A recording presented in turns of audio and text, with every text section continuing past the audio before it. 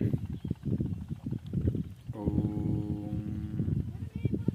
विश्वं दर्पणदृश्यमाननगरीं तुल्यं निजान्तर्गतं पश्यन्नात्मनि मायया बहिर्भूतं तथा निद्रया यः साक्षात् कुरुते प्रबोधसमये स्वात्मानमेवाद्वयं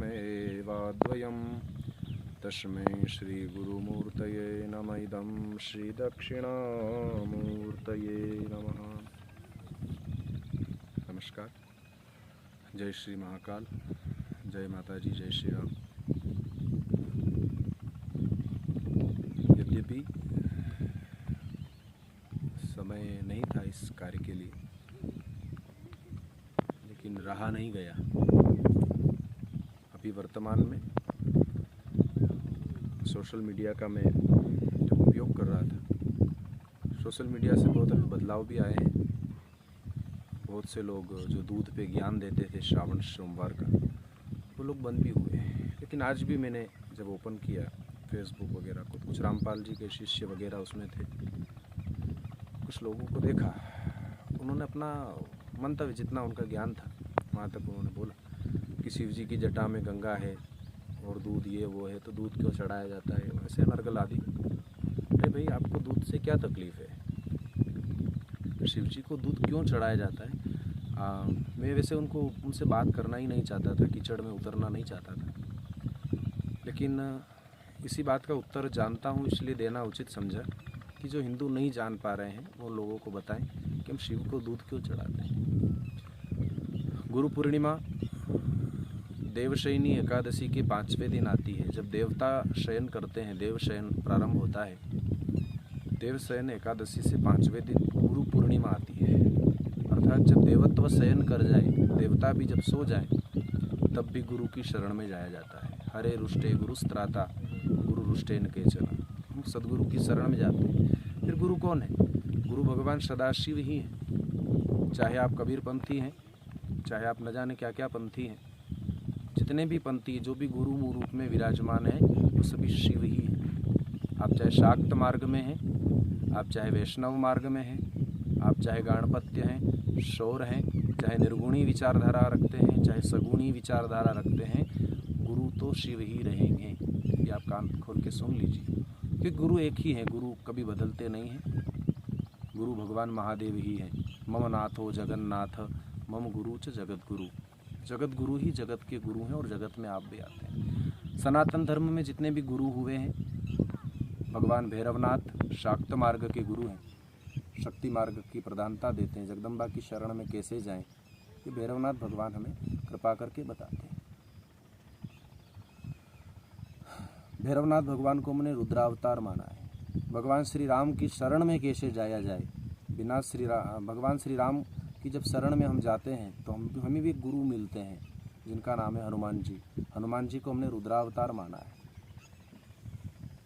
गुरु गोरक्षनाथ अवधूत पंथ के जो आचार्य रहे हैं, आप अघोर मार्ग में दीक्षित हो रहे हैं, निर्गुण पंथी विचारधारा में भी आप जा रहे हैं, तो गुरु गोरक्षनाथ का नाम आता है, उनको भी शिवावतार माना है। सनातन धर्म के जो पंच पंथ बने हैं, वैष्णव, शौर, शाक्त, शैव आदि, इन सभी मार्गों के जो गुरु बने हैं, जिन्होंने पंच मतों की स्थापना करी है, पंच मतों की जो दीक्षाएं देते हैं, उन भगवान शंकराचार्य को भी हमने शिव के रूप ही माना है, उनको भी शिव के अवतार माना है। अर्थात जितने भी गुरु भूतकाल में हुए हैं, वर्तमान में जितने भी गुरु हैं और भविष्य में भी जितने गुरु होंगे, सब शिव रूप ही होंगे, क्योंकि जितना भी ज्ञान है वो मेरे महादेव से ही आया है। अतः इस विषय में आप न पढ़ें कि हम हमारे गुरु की माने और शिव जी की न माने। शिव जगत गुरु हैं, गुरुओं के भी गुरु हैं, उनसे बड़े कोई भी गुरु होते नहीं हैं। दूसरा विषय आता है दूध क्यों चढ़ाया जाए। श्रावण महीने में जब चतुर्मास हम मनाते हैं सनातन धर्म के अंदर, श्रावण, भादवा, कुमार और कार्तिक ये चतुर्मास होता है। इस चतुर्मास में नियम होता है कि हर एक महीने में एक एक चीज़ त्याग किया जाता है। चतुर्मास का जो व्रत करते हैं उन लोगों के लिए नियम होता है, श्रावण महीने में दूध का त्याग किया जाता है, दूध नहीं खाया जाता। भादवा महीने में दही नहीं खाया जाता है, दधी का त्याग होता है। कुमार महीने के अंदर साग, हरी साग का त्याग किया जाता है और कार्तिक महीने में दाल नहीं खाई जाती, ऐसा नियम होता है। सबका तो बताने में बहुत समय हो जाएगा, इतना समय है नहीं, वीडियो बहुत लंबा हो जाएगा।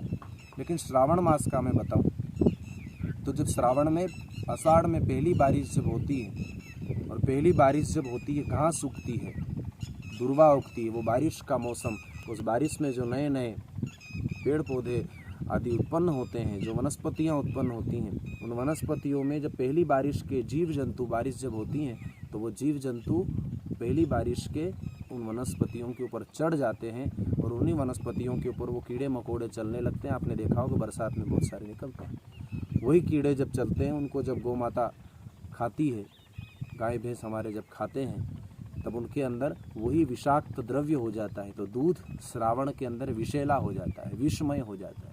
इसलिए विष का त्याग किया जाता है, विष को भोजन में नहीं लिया जाता।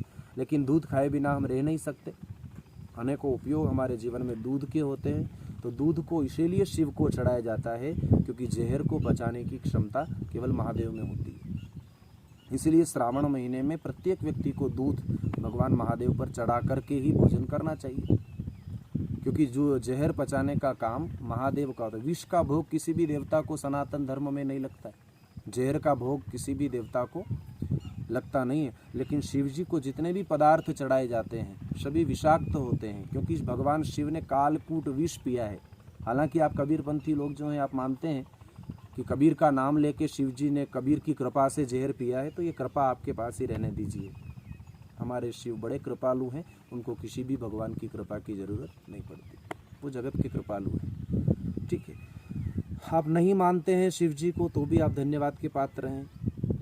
शिव जी भी चाहते हैं कि आप जैसे लोग उनको नहीं माने, लेकिन जो मान रहे हैं उनको फालतू बातें करने की आपको आवश्यकता नहीं है।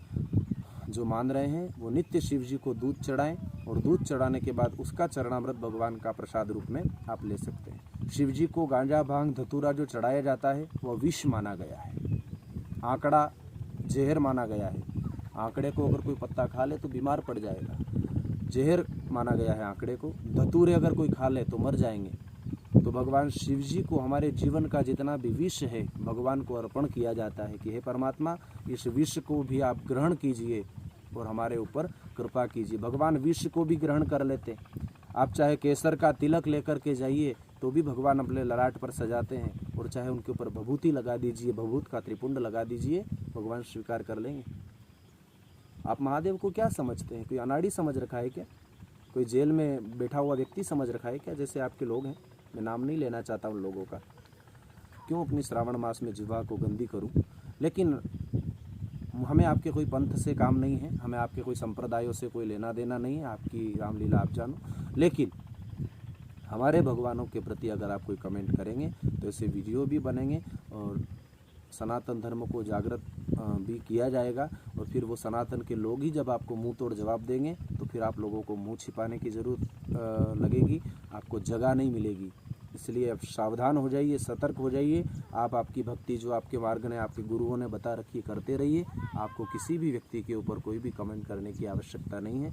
आप सभी को श्रावण की शुभकामनाएं। बहुत सी बातें आपसे करने की इच्छा थी, लेकिन अभी समय नहीं है। श्रावण का संध्या काल हो गया है, संध्या वंदन आदि के कार्य के बाद कभी समय मिला तो फिर आपसे मुखबरी होंगे।